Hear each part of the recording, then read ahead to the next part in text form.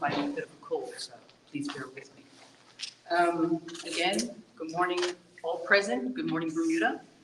My name is Suzie Arruda, and I'm here to announce that I will be running as an independent candidate in the constituency 19, Pembroke West. For those who don't know me, I am a first-generation Bermudian. My parents came to Bermuda with their families back in the 1960s when they were teenagers in search of a better life, the Bermuda dream. I grew up in the tight-knit community of Dudley Hill. I attended Purvis Primary School under the auspicious principalship of Mr. Donald Dane. Left an indelible mark on myself and many other people. I then went to Whitney Institute, went to Roger B. Chaffee High School, and I'm also a graduate of the Bermuda College. I've spent my career in the business world in various areas, ranging from residential rentals to managing a restaurant. So I think that those different positions have equipped me with the ability to juggle diverse responsibilities, as well as find solutions to complex problems. Outside of the work world, I enjoy teaching Qigong. And I'm sure a lot of people are going to be like, what is that? But it's a practice that brings focus, balance, health, and lets you connect with yourself a bit more. And I also work as a Portuguese interpreter for the Bermuda Police Service. Growing up in the diverse world of Bermuda, it taught me the value of listening, which I think is extremely important, finding practical solutions to difficult problems, and never giving up on the things that matter the most to, I believe, all of us: our family, our neighborhoods, and our future. So the question's always asked, why are you running as an independent? And to be quite honest with you, the past couple of days in the lead up to this, I've been asking myself that question every day. But here I am. Reason why, I think right now, Bermuda needs leaders that listen. They're not listening to the people.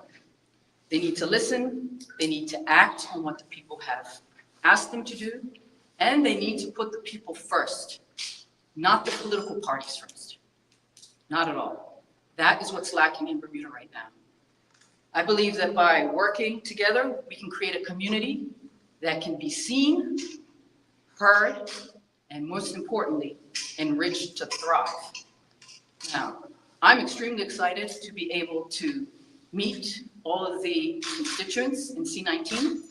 I'm going to be doing it the old-fashioned way, door to door. And I also am going to be holding a town hall meeting at the Spanish Point Boat Club on January the 22nd. For those who are more tech savvy and like the more modern way, I am reachable on all sorts of social media, email, and of course by telephone. I want to express that I will be reachable at any time. Please, I want to hear from you. I want to hear your concerns. I want to hear your ideas, because I don't think politicians are listening to the ideas of the people that live within their constituencies. They live there, they work there. They know what needs to be done and have ideas on how things need to be fixed. So we need to listen. We need to act on those ideas. And more importantly, I want to gain your trust. I want us to work together as a team, because the only way to move forward as a community is to work together for a better Bermuda. So I would also like to honor my parents, my family, and my Portuguese heritage by saying the following. Bom dia a toda a comunidade portuguesa residente cá na Bermuda e na Constituição 19. O meu nome é Suzie Arruda e eu estou-me pondo como candidato independente na próxima eleição geral para C19 Pembroke West. Para aqueles que não me conhecem, os meus pais vieram dos Açores, de São Miguel, como jovens com a sua família, à busca de uma vida melhor. Eu estou-me pondo como candidato independente porque quero uma comunidade que é vista, que é revista e que a gente precisa de líderes hoje em dia que ouçam as pessoas, que agem e que põem as pessoas antes dos partidos políticos. Então, isto dá para começar toda a gente aqui em C19, não só em C19, mas a comunidade portuguesa na Bermuda. E gostava de dizer que eu porta a porta para conhecer vocês. Também vai ter uma reunião no Spanish Point Boat Club, no dia 22 de janeiro, e que quero ouvir as suas ideias, as suas preocupações e também para responder a qualquer pergunta que tenham. Eu também quero a sua confiança para a gente construir uma Bermuda juntas melhor. So with that being said, I'd like to thank the media for coming out this morning. I'd like to thank all of my family, friends, and supporters that are here with me today.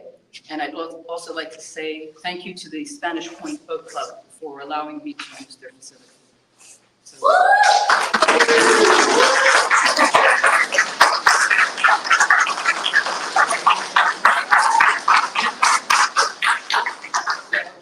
that, I will take any questions from the media that there may be. Yes, ma'am. Thank you. Trevor. Yesterday, as you know, the general election was called. I take it you're going to be hitting the ground running. Correct. I will be, weather permitting, I will be in the constituency tomorrow, Saturday. I do not believe in bothering people on a Sunday. That's probably the only day that they have some kind of, downtime. But all next week I will be visible. And again, I'm out on social media, emails, telephone calls. Please reach out if you don't see me. The state of Bermuda, as you see it, what might be your greatest concern? Really, it's the people that have become invisible. That's my biggest concern. The politicians, they're not listening. They say that they're listening, but they're really not listening to the people. And I think that's the major thing. If we can get over the hurdle of just listening to people, you can get over a lot of the problems. Politicians, I think people have lost confidence in them because they're just not listening. You see some politicians on the street, let's be honest, then you say good morning to them and they walk right past you like they didn't even see you. People want to be seen, people want to be heard, people want to know that they matter. And that's what I see. Once you get over that, we can solve any problem. Bermuda's not that large. We make ourselves this mammoth, but we're not. We're a small, tight-knit community. And if we work together, we can get over all sorts of problems. Premier Burton yesterday, he addressed, his major part of his address was to the seniors. I'm not sure if you picked up on it, but yes. What's your thoughts on the address yesterday? I mean, the Premier has his own thoughts about what he believes he has done and what the seniors know that he has done. I mean, it's one thing to say, oh, I've done this and this is going to happen. But then when you talk to the people that it actually affects and you get a totally different story, then you know who's telling the truth. It can't be the person who's just spouting out a few words, all due respect to the Premier, but you really need to keep in touch with the people. And if they're not getting what they need, then how can you be saying that they are?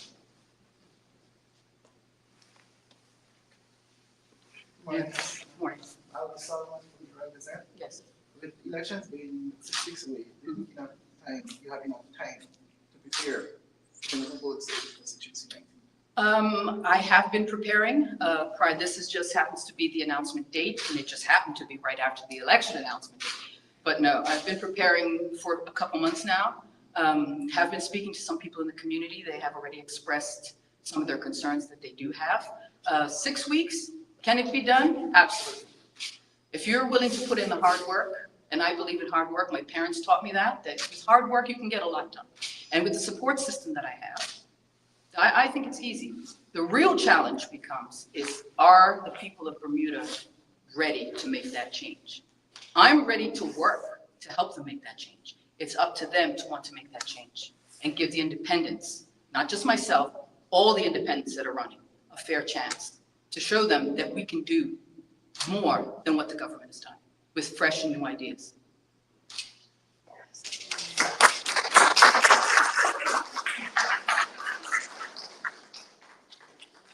What can you offer to voters, both major political parties, to vote for you as an independent candidate? I'm not associated with the party. I think it boils down to being that simple. I'm an individual, I'm an independent. I don't have to toe a party line.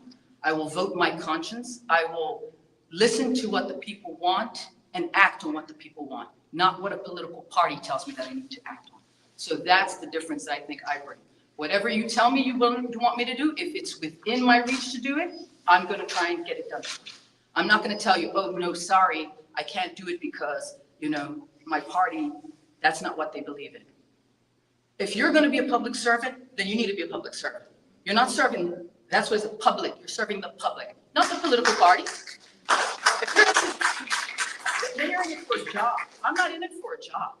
I'm here for service. You know, when people say like this, oh, what's the meaning of life? And they look up in the air and they try. I know what the meaning of life is. The meaning of life is to serve your fellow man. That's what the meaning of life is. So as an independent, I can do that. As a member of a political party, I can't. That's a job. That's how I see it. So John, I see Sir John in the house. Can I ask him a few questions, if you don't mind? Well done. Thank you. Let's go to stand close to Susie. That's all right. He likes me.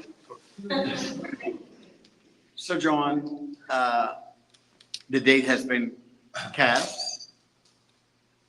Your thoughts on yesterday's announcement, first of all? Well, you know, I anticipated that at some stage there would be the government court election.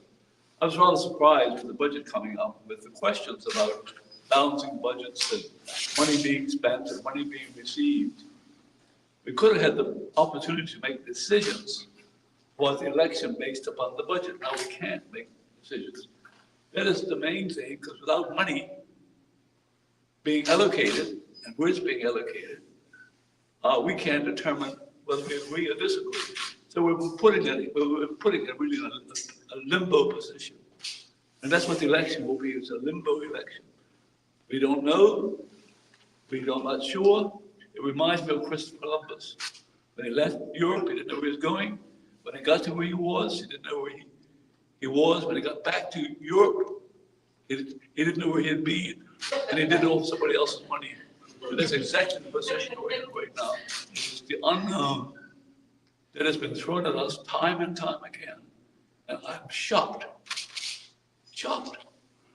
that the Premier and the PLP have taken upon themselves to call an election, when in actual fact, how you suppose the government changes, and then along with the government, and we're not prepared for a budget, and April 1st comes around when we have to be paying our bills and receiving. We don't have the legislative instrument to do it. It's basically a desperate decision rather than a reasoned, logical decision that's been made. But be as it may, I am satisfied, as this young lady here has demonstrated, there are several like her, that we will be rolling out and making sure that the public have an opportunity to present or to support the independent movement. People have asked one question: how does the independent movement work? And I think it's important to give that background. It works in the Isle of Man, Guernsey, and Cayman. And it works very well.